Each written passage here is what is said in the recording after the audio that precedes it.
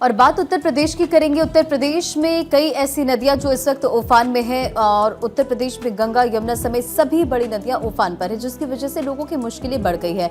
Hathnikund barrage से पानी छोड़े जाने के बाद बाढ़ की स्थिति है। आप तस्वीर देखिए किस तरह से कई ऐसे इलाके जो पूरी तरह से डूब चुके हैं। मथुरा के वृंदावन में भी हालात बिगड़े हैं और 50% इलाका बाढ़ प्रभावित हो चुका है।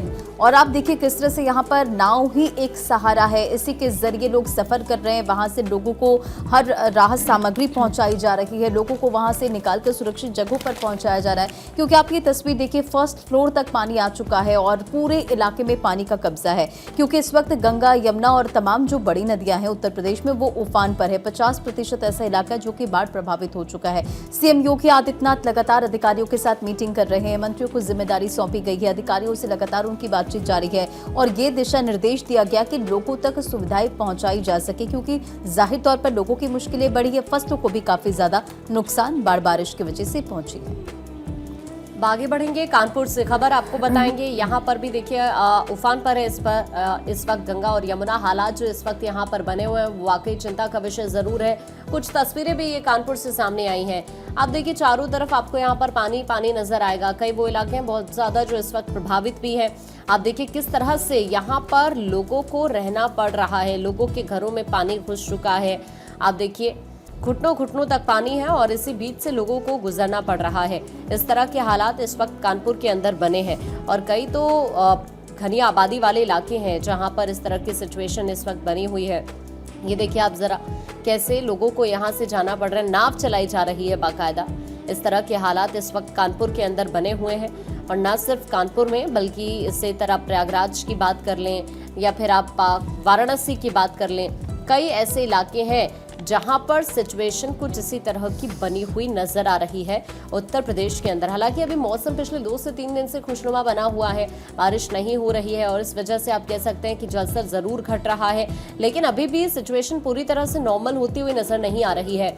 लोगों का काफी ज्यादा नुकसान हो चुका है इस बारिश की वजह से, जो जलस्तर लगातार नदियों का बढ़ रहे हैं उनकी वजह से। और अब कहीं ना कहीं इस वक्त जो सबसे ज्यादा परेशानी है उन लोगों को है जो इन इलाकों में रह रहे हैं।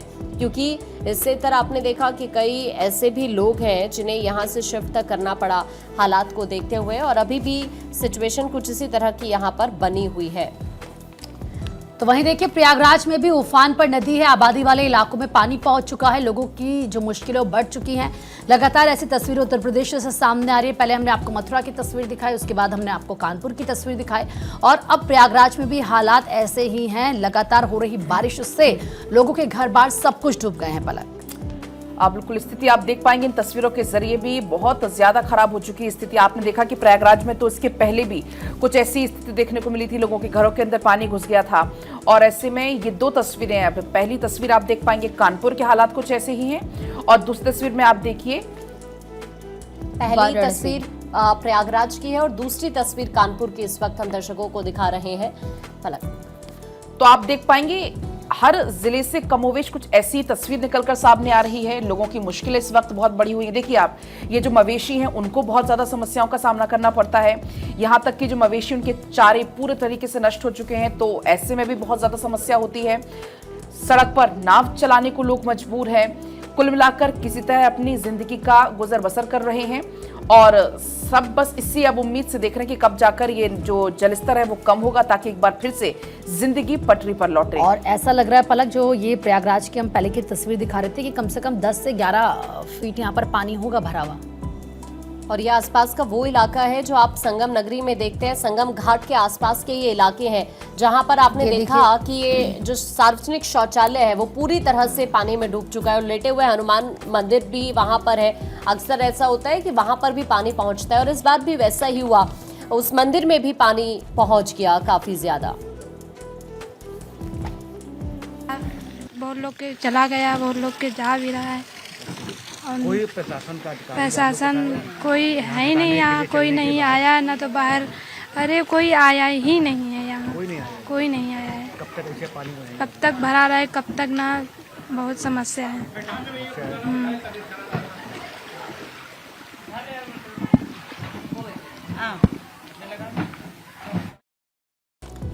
तो प्रयागराज और कानपुर की तस्वीरें आपको लगातार दिखा रहे हैं। कानपुर में अब रिहायशी इलाकों में भी आप देखिए पानी का कब्जा होता नजर आ रहा है और यहाँ पर जो लोग रह रहे हैं उन्हें काफी ज्यादा परेशानी हो रही है। प्रयागराज में 200-300 ऐसे गांव हैं, संगम के किनारे आसपास के ऐसे इलाके जहां पर पानी पहुंच चुका है। तो उत्तर प्रदेश में भी आप देखिए 50% इलाका जो कि बाढ़ प्रभावित हो चुका है। अलग अलग शहरों राज्यों की तस्वीर आप देख रहे हैं कि भारी बारिश ने किस तरह से कहर बरपाया है, लोगों की मुश्किलें बढ़ रही है। हिमाचल प्रदेश का अगर जिक्र करें तो कुदरत का कहर वहां पर जारी है। पीएम वहां पर पहुंचे थे और आज प्रधानमंत्री उत्तराखंड भी पहुंचेंगे क्योंकि यहाँ पर भी भारी बारिश और बाढ़ ने लोगों की मुश्किलें बढ़ाई है।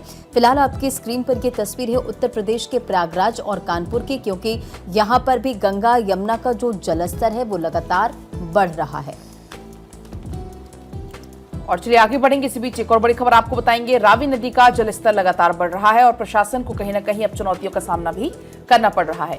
सिन्हा ने मोर्चा संभाल लिया है। आपको बता दें कि तटबंध यहां पर बनाए जा रहे हैं सेना की तरफ से।